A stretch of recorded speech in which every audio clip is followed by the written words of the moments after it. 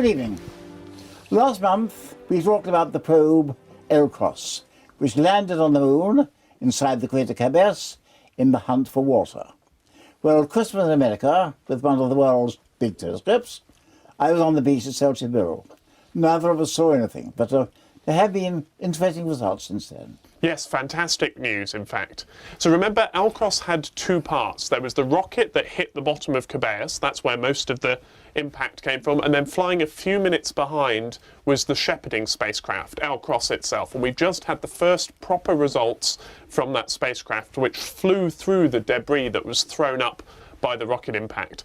And the good news is that NASA got what they were hoping for, what I know you were sceptical about, which is the definitive sign of water at the bottom of 𝐾𝐵. I'm afraid I'm much less excited than you are. Certainly tiny icy particles, almost certainly dumped there by a comet. That is not lunar water.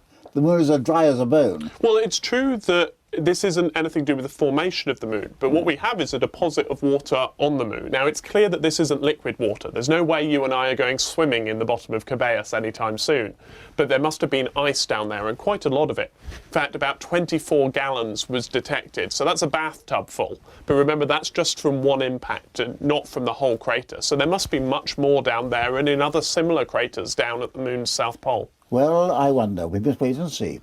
From the moon to the sun, and a huge solar tsunami. And that must have been a spectacular thing. Yes, it's incredible. These are results from the STEREO spacecraft. And when scientists first saw something like this, I don't think they believed it. They thought it was an instrument glitch or some sort of error. But it's true. What you see here is a large amount of material. This is a wall of material on the surface of the sun, 60,000 miles high, moving at about 500,000 miles per hour. So it's this shock wave spreading across the sun, and it's quite a dramatic, spectacular event.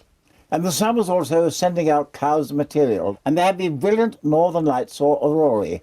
Not from England, as far as I know, certainly from places like Norway. Yes, and speaking of aurorae, if you can't see them from down here in 𝐍𝐤𝐿𝐵, we've had a spectacular view of the northern lights on Saturn from the Cassini spacecraft, which sent back this amazing video. So you're looking in visible light. This is roughly what the eye would see, although obviously enhanced. You can see the dark part of the planet there on the night side. You can see this flickering of the lights caused by the solar wind impacting Saturn's magnetic field. It's absolutely beautiful, isn't it? It certainly is, and Cassini has certainly exceeded all expectations. For example, Enceladus, with fountains of water ice coming from its poles, it simply shouldn't be there. Yes, these fountains have been keeping us entertained ever since they were discovered right at the beginning of Cassini's mission. But these new images from Cassini show exactly what's going on. They're absolutely stunning. Not only can we see the vents which shoot out this water, we see these dramatic images of the stream silhouetted against the sunlight there. But if you look right down, we can see the areas from which the water's coming. You've got this very complicated landscape with all sorts of ice features and cracks, and it looks like a very dynamic and active place, don't you think? And it's a tiny place too. And there's much more water there than there is on the moon. Certainly, I agree with that, Patrick. That's definitely true. And then, of course, we have this new ring of Saturn, 8 million miles from Saturn, different from the other rings, and not visible really, invisible at all. No, it was discovered by the Spitzer space telescope looking in the infrared, and as you say, it's very different. It's much thicker and much wider than the other rings, made of darker material, definitely. That's why it was only discovered in the infrared. And very, very verified, but it solves one major problem. The problem of the satellite 𝐼𝐸𝑡𝑢ｓ, much closer into Saturn, half bright and half dark. Why was that so? We've never known. Well, now we do. The ring particles are wafted in from the Phoebe ring onto 𝐼𝐸𝑡𝑢ｓ, and the ring particles are going around in a retrograde or wrong way direction. 𝐼𝐸𝑡𝑢s's not, therefore they meet head on. It ploughs straight through them. That's certainly the most convincing explanation for 𝐼𝐸𝑡𝑢s's dark side that I've heard. Of course, we've still got to explain why it has this amazing ridge round the centre. It has this enormous wrinkle. That's still a mystery. It's a weird world. Now let's come much closer in, shall we, to the planet Mars. The two rovers, Spirit and Opportunity, have been doing wonders, and very sadly, Spirit is now in trouble. Well, Spirit's been stuck since April, in fact. It ran over a dust-covered crater and has sunk down into the soil. It's had a lot of trouble trying to extract itself. However, the team have begun efforts to try and extract Spirit from the trap that it's got itself into. So far they had no luck, but we hope they will. Opportunity, of course, is going strong. So certainly both these rovers have lasted for far longer than their makers dared to hope. They're quite incredible things. They are, and Spirit has moved a few centimetres in the last few weeks, so they're beginning to edge it out of the trap. I'm not ready to write its obituary just yet. No, nor am I, and I hope we don't have to. Now this programme's called The Winter Sky, and certainly the stars of winter are more brilliant than those at any other time of the year. So let's now join peace in the garden. I love the December night sky, and the reason for this is that it gives such a long period of darkness. Go out early evening, look up, and there are the stars of autumn shining down on you. Go out in the early morning, and there are the stars of spring shining down on you. But right in the middle of the night, that's when things get truly spectacular, because that's when the winter constellations are seen at their best. Now, winter for me means Orion the Hunter, a very distinctive pattern of 7 bright stars. You can find Orion rising in the east at about 7 o'clock mid-month. But if you give him a few hours to get up a bit higher, then we can use him to best effect. Now, Orion is formed by 2 stars at the top, 2 stars at the bottom, and 3 stars in the centre, which form a very distinctive straight line. The star in the upper left corner of Orion is orangey in colour. This is a star known as Betelgeuse, and it's a red supergiant star, a truly massive star, about 800 times the diameter of our own sun. Now contrast it with the star in the lower right corner of Orion, which is known as Rigel. This is a blue supergiant star, and when you look between them in the night sky, you can definitely see there is a colour shift. Okay. So if we go right into the centre of the constellation, that's where we have this very famous straight line known as Orion's belt. Now if you look at Orion's belt, say with a pair of binoculars, you'll see that there are lots of faint stars around it. And this is because the Orion's belt marks the direction of an open cluster of stars known as Colander 70. Now, no self-respecting hunter should be seen without a sword, and Orion is no exception. If you look below Orion's belt, you can see a faint line of stars hanging down, and this forms his sword. Now look at this region with a pair of binoculars or through a small telescope, and you can see there is an area of gas and dust there which is glowing, beautiful swirling clouds. And this is known as the Orion Nebula, and it's a region where stars are literally being born. The hot young cluster stars in the centre of this nebula actually cause the gases of the nebula to become excited, and that's what we can see. Now Orion is a fantastic winter signpost to some of the other constellations on view.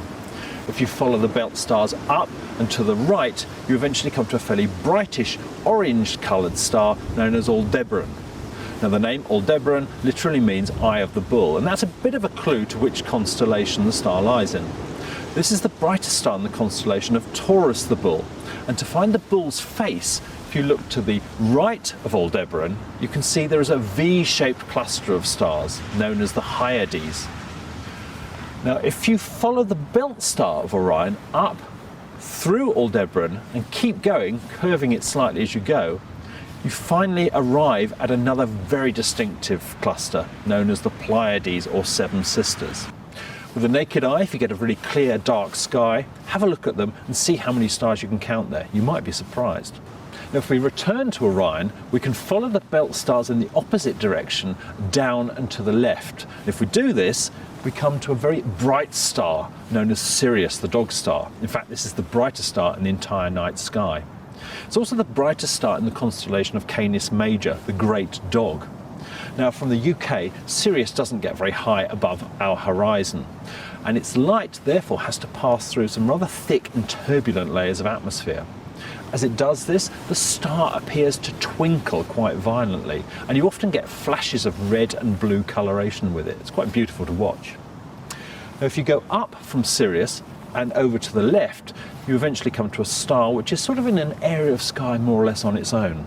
And this star is known as Procyon, and it's the brightest star in the constellation of Canis Minor, the little dog. Now if you join a line from Sirius to Procyon, and then from Procyon to Betelgeuse, and then down to Sirius again, you form an unofficial pattern in the night sky known as the Winter Triangle. Okay, We return to Orion again. We can use him as a signpost once more. If you go from the star in the bottom right-hand corner, that's Rigel, draw a line through the star in the upper left-hand corner, that's Betelgeuse, and keep going until you come to a pair of stars. Now this sounds a bit of a strange thing to say because any two stars are going to make a pair, but these two really do look as if they belong together. And so they should, because these are the two brightest stars of Gemini, the heavenly twins. The upper star is known as Castor and the lower star is known as Pollux. Now, there is going to be a very special event happening in the middle of December. We have a meteor shower known as the Geminids. And the Geminids is so called because the meteors which occur from it appear to emanate from a point in the sky known as the radiant, which is located very close to the star Castor. Now, if you go out on the night of the 13th, 14th of December, you stand a very good chance of seeing a Geminid meteor streaking across the night sky. We have a number of benefits this year with the Geminids. For one, the moon is going to be completely out of the way, so the sky should be very, very good and dark. We also have the fact that the radiant, the position where these meteors appear to come from, should pass more or less overhead at about 2 o'clock in the morning, and this is ideal for meteor shower watching. So give yourself plenty of time on the night, use watches of at least 30 minutes, say, go out in the middle of the month, look up skyward, and see if you can see one of these beautiful Geminid meteors streaking across the heavens. Back to the garden, into my study with Chris and with our guest, Professor Bob Nichol. Welcome, Bob. I know you're involved very deeply with a project called Sloan, so can you please begin by giving us a brief rundown on Sloan? The Sloan Digital Sky Survey started taking data in the year 2000. At the time it started, it was the world's biggest camera, so it's a very, very large digital camera. It has a 142 megapixel camera in the optical, and in addition it has 2 spectrographs. So it's able to take very large images in one shot of the sky, much greater than the diameter of a moon. That allows it to wallpaper the sky, because it can take many images and put them together, and thus do a whole digital image of the night sky. So you can have that in your computer and be able to dial up any position on the sky and get an image for it. And similarly, you can cover the whole sky quickly, but you can also take lots of spectra at once as well. Exactly. In the original Sloan, we had both a digital imaging camera and a spectrograph. In Sloan 3, we're actually getting rid of the digital camera because we don't actually need it anymore, and we're going to concentrate on the spectroscopy, as you point out. So we'll do lots of spectra across the night sky rather than lots of images. So why throw the camera away? Why take spectra instead of images? Images are better to look at. Well, you're right, Chris. You know, to our eye, an image of a galaxy, a star, is much more appealing. But the imaging camera in Sloan is now no longer unique. There are bigger imaging cameras coming along, and we've taken a digital image of the night sky, and we've made it available to the public, as you know, through projects like Galaxy Zoo. What's still unique about the Sloan hardware is its ability to do massive amounts of spectroscopy across this large field of view. So you take the light from an object and split it up into its wavelengths. Exactly. So when you're looking at those wonderful images and you make them up with red, green and blue, that's sort of a spectrum of 3 colours. Imagine now having a spectrum of 2,000 colours, and that's really what we have, is you split the light up into all its little individual colours, and you're able to see quite subtle features. You're able to see atomic features, so you can tell what's in the object you're looking at. You can tell what atoms are in the object, and that's why spectroscopy is so important. It's like chemistry. You're doing chemistry on these objects. What will Sloan tell us about the stars in our galaxy? So Patrick, for Sloan 3, what we're planning to do are 2 new surveys of stars in our galaxies. One is Segue, which is a continuation of the optical spectra of stars in the outer regions of our galaxy. But the really exciting one is something called Apogee, and this is a new survey using a new infrared spectrograph. And what Apogee will do for the first time is be able to look at stars in the disk of our galaxy through all that muck and dust that is in the disk of our galaxy. And as you know, that extinguishes optical light, so you can't see very far in the optical, but in the infrared you can see much further through the disk of our star. And in fact, we hope with Apogee that we'll be able to look at stars in the bulge of our galaxy. So we'll be able to measure the dynamics and also the spectral characteristics of stars in our bulge. So the bulge of the galaxy is the blob at the centre, right? Exactly. If you imagine, I always think of your analogy of two fried eggs. Two back to back, yes. So if that's true, the bulge must be the yolk, right? The yellow bit. Yeah, and in fact, that analogy is perfect because the yolk is yellow, and yellow stars tend to be old stars, right? And the fried disk bit, the white bit, is the disk, which we think is made up of young stars, which typically are whiter and bluer. So actually, the fried egg analogy is perfect. And all we've looked at so far with the optical in our galaxy is the white bit. Sure, or straight out of the white bit. So we've looked out of the plane of that of the egg. As you know, what's kind of interesting is that big blob, or that yolk of old stars, that bulge of stars in the center. And if, again, our theories of galaxies are correct, that bulge formed first. That was the first thing put into place in our galaxy. Well, How far away is it? So it's about 8 kiloparsecs. So you don't need to ask, convert to light years. Yeah, I knew you. Multiply by 3. So what's that? That's 24,000 light years, something like that. Thank you, Chris. That's where we have them on the program. But it's extremely difficult to look at the bulge because you have to look straight along the galaxy, straight through this disk that's made up of dust and muck and rubbish that is in our galaxy. And you can do that much easier in the infrared. So Sloan will do a survey of infrared stars along the disk of our galaxy. And we'll see whether these stars really did form in one blob in the centre of what's now the Milky Way, or whether presumably they could have come from mergers or from somewhere else. Exactly. So what will be wonderful is, are they a homogeneous population? So if you look at their chemical abundances, like how much calcium's there, how much oxygen is there, are they homogeneous in terms of were they all formed at the same time, or is there a mixture? And in fact, what's very interesting is potentially we may find very metal poor stars. And those are the types of stars that could have been formed from the very first stars in the universe, something called population 3 stars. And again, you need to look at a lot of stars to find these one rare objects. How old are they?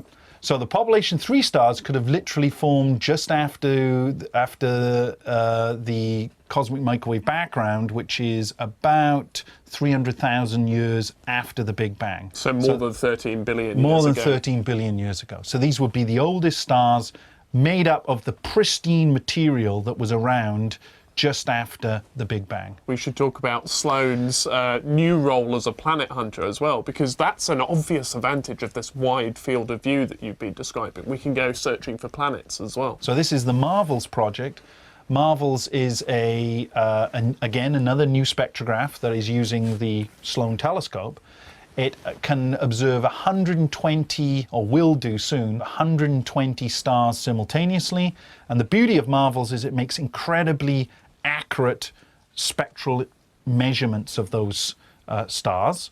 And what it looks for are the wobbles. It just looks for the radial velocity wobbles of those stars. So this is the star being pulled by planets that are around Exactly, exactly. So what you do is you see a lovely sine curve to the spectral measurements of the stars, and you can infer from that that there must be an object going around it, as you say, pulling on the star, and you won't see the star, but you can sort of see it's there from its effect on the velocity of the star.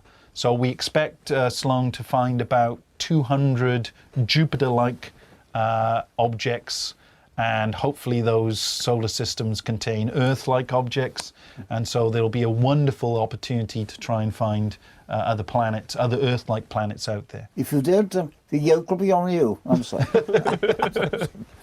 But what about the bar right through the galaxy? Just in case people are not aware, that your fried egg analogy for the galaxy potentially is inaccurate, in that you might need to have a fish finger across the top, in that we think there's this bar structure going through the center of our galaxy.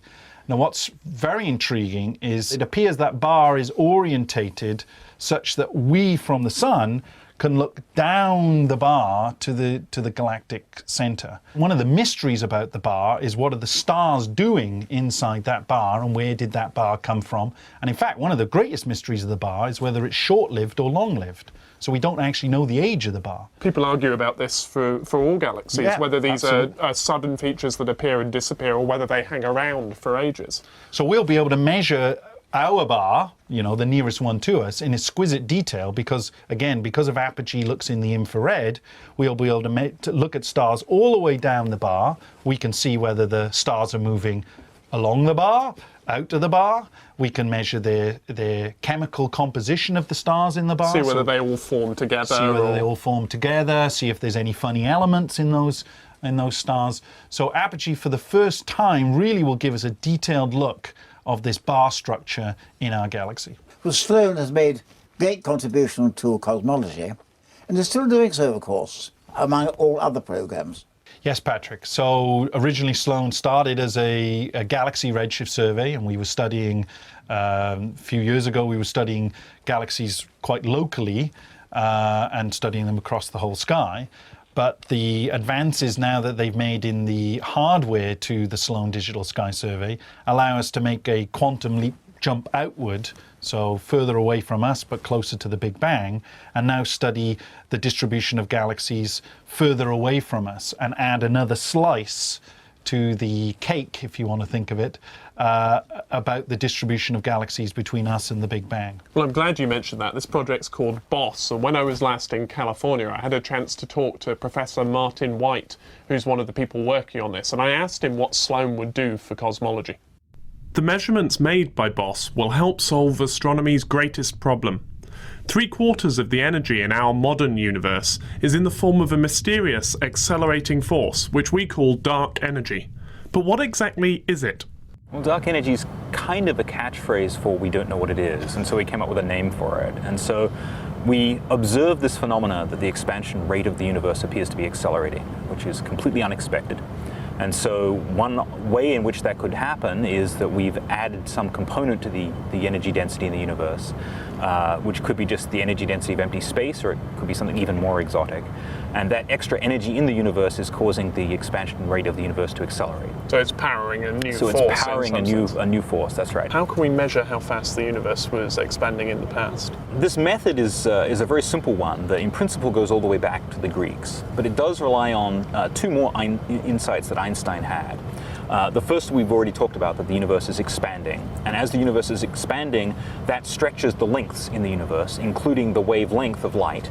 And so if I can measure the spectrum of an object and I can find in it some emission line or some feature, something you know the wavelength of. Something whose wavelength I know here today on Earth, then I can compare what I see in that spectrum to what I know is on the Earth, and the ratio of those two numbers tells me how big the universe was when that light was emitted. The other thing that Einstein taught us was that the speed of light is finite. And so if I look at an object a long, long way away, I'm looking at it as it was a long, long time ago. And so if I can measure the distance to objects and their redshift, then I can map out how big the universe was as a function of time. And so the question is, how do I measure distances? And there's been several ways that people have tried to do that over the last few hundred years. And one of the most reliable is this idea of really just using trigonometry. If I have some length that I think I know, some standardized ruler, then I can hold that a certain distance away from me and ask what kind of angle does that ruler subtend. And as I get that ruler further and further away, it appears to obtend a smaller and smaller angle. So you want something that's large enough that it can be seen at cosmological distances, that is very, very well calibrated. And of course, it has to be constant not only over unimaginable distances, but over half the age of the universe, so over billions of years. So what do people use? What people do is they bootstrap the fact that we really think that the laws of physics haven't changed in those 10 billion years. And so we try and find things that we can calculate just using basic physical principles. Just using gravity, essentially. Using gravity and very, very simple properties of sound waves traveling through fluids. And so the idea that we're trying to exploit is known as baryon acoustic oscillations. And to understand sort of where they come from, you have to sort of run the clock back a little bit and imagine running the expansion of the universe back. The hot, dense environment of the early universe was disturbed by sound waves rolling through the matter that was to become the galaxies that we see today.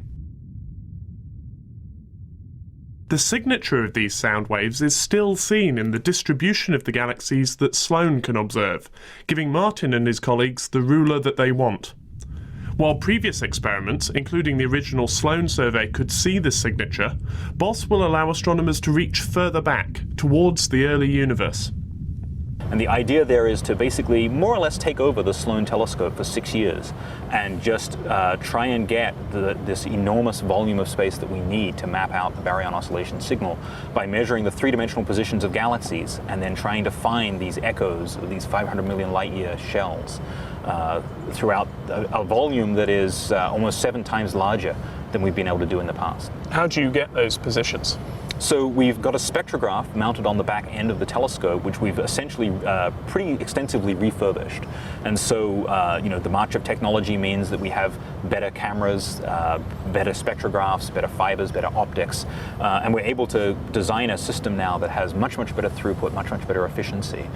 So we're able to get many more galaxies at a time, and we're able to go much, much fainter, rather than in the old Sloan survey where we really only mapped these very luminous distant galaxies 1/6 of the time. We're now going to do that all of the time. So I know this is a nightmare of a question, but when should we expect results? Do we have to wait the full 6 years before we hear anything? It'll be incremental, but there'll be a lag while we really build up, you know, the first useful piece of volume. And so I don't expect that we'll have results on the baryon acoustic oscillations for the next couple of years. And then after that, there should be regular updates that come out as we start filling in the entire survey. Finding this critical ruler in the galaxies that we see today was Sloan's original purpose. But with BOSS, we'd get our most accurate measurement of the distribution of galaxies over cosmic time and be one step closer to understanding our universe's history. So, Bob, how long will Sloan continue to operate? That's a very good question, Patrick, and I'm a little worried about answering it since I joined the Sloan originally in 1993 and I thought it was only going to be a 3-year job. It's now 2009 and the Sloan will carry on. We've got funding until 2014, so it'll definitely carry on until then. Maybe there'll be a Sloan 4. It's still very unique hardware in what it can do, and maybe it will keep me going until I retire. So you'll just have to keep asking me back, and I'll answer that question in stages. Well, thank you very much, sir. Thank you very much, Bob. Thank you, Chris. So this is our last programme of 2009, so I hope it's not too early to wish you all a very happy Christmas and New Year. And lastly, don't forget the tiny partial lunar eclipse on New Year's Eve. So until 2010, goodbye.